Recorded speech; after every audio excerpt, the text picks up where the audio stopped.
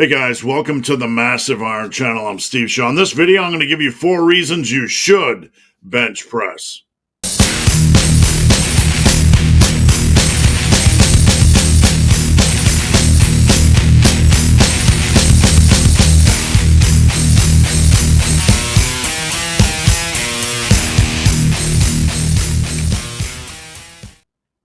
Before I get into that topic, if you have any questions or comments, drop them down below. The best topic ideas I turn into videos just like this. All right.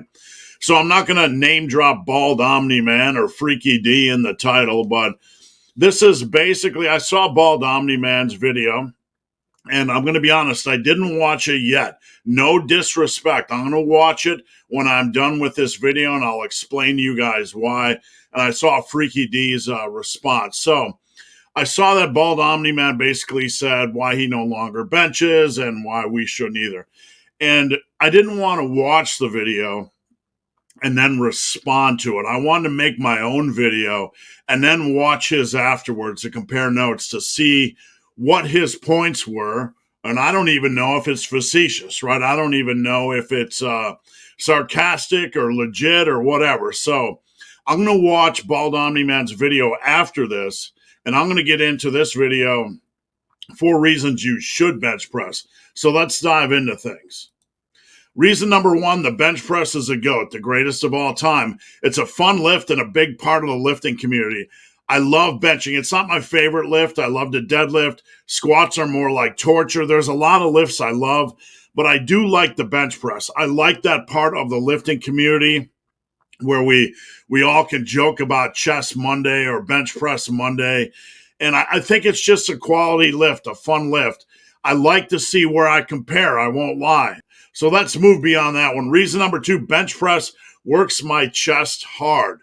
Now, this is despite the fact that I'm tricep strong. Anybody that's seen my pictures knows that my triceps are probably arguably my biggest, body part.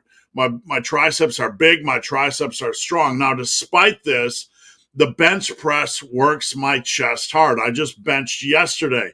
No matter what I do on the bench, no matter what set and rep scheme, I always know my chest is going to get sore. Now, let me move to the next slide here.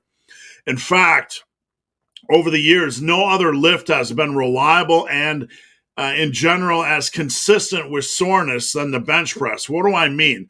Like, there are some days I squat where my quads are kind of sore, and some days I squat when my hammies are kind of sore, and some days if I really deadlift hard, I can feel some lat soreness. And even with triceps and biceps, I don't always get super quality soreness. But one thing that has been super consistent over the years is when I bench press and when I dumbbell bench press, I always have chest soreness immediately the next day. This is despite my triceps being a strong mover in the lift. So that tells me no matter what, for me personally, the bench press is really hitting my chest hard. All right, reason number 3, and this is a big one. For those of you that want to toss out the bench press, unlike back, there aren't very many quality exercise choices for the chest. I mean, big hitters, big compound hitters. If you want to hit the chest hard, you're going to need some big compound movements.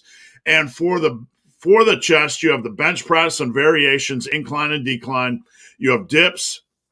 You have the dumbbell bench and variations. You have the plate-loaded chest press and the machine chest press. So basically, not every gym is going to have a plate-loaded chest press. I have one at my home gym. I like it. Most gyms have a machine chest press. But if you take the bench out of the mix, if you take the bench press and variations out of the mix, you're left with dips, maybe a machine chest press and dumbbell bench. That's okay. Those are pretty good exercises to keep in the mix. I love dumbbell bench. But the thing about chest compared to back is this is it. That's all you get. When you look at back and hitting your back hard, you have a big whole buffet of exercises, right? You have the deadlift, the Pendley row, the Yates row, the T-bar row, the dumbbell row, the seal row, the chest supported row, the seated row, the machine row, the lat pull down, the pull up, the chin up. We can go on and on and on. So the back, there are a lot of different components you can kind of work in there to work your back. But with chest, if you take out barbell variations, you're basically stapled to the few variations that are left. And if you're working out at home or you're working out at a gym that don't have one of these options, basically you're down to dips, dumbbell variations, and maybe a machine press. Now, chest also has not the greatest choice when it comes to isolation movements either. You have the cable crossover, which arguably, yes, it can give you a good feel, but there's not a lot of room for progression on that movement, and I'm not a big fan in general. You have dumbbell flies, which are okay. Dumbbell flies tend to beat up a lot of lifters' shoulders, so it's kind of a spotty movement for some. And then you have the pec deck, which is okay. I like the pec deck. You can usually progress on the pec deck. There's a lot of room for progression. But in general, when you look at the overall choices and you're trying to put together a chest workout, there are very few quality pieces of the puzzle you can actually use. All right, reason number 4. Form is easier to dial in than squats or deadlifts. This might shake things up a little bit. And I'm probably going to get comments like, all the shoulder injuries from bench press. But I will say this. When performed with a reasonable degree of tightness and control, you don't have to do arching or leg drive or any of that crap, right?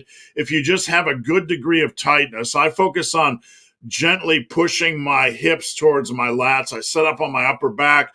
I gently push my hips towards my lats, and then I just control the way down. If you just get this minimum degree of tightness and control, the bench press is a fairly safe lift, especially compared to the squat and deadlift. Now, if I go back to the slide previous, it's much easier on a learning curve to get a hold of when it comes to form than deadlifts or squats. Deadlifts or squats are something that take time to master. Very few lifters get them immediately right out of the gate. It would take more time for me to train you in person to get down your squats and deadlifts than it would your bench. Bench, we could pretty much nail in like 15 minutes. So guys, hope this video has been of some help. If you have any questions or comments, drop them down below. If you made it this far in this video and have yet to subscribe to my channel, please do. I'd appreciate the support. So guys, as always, thanks for watching. Have a great day.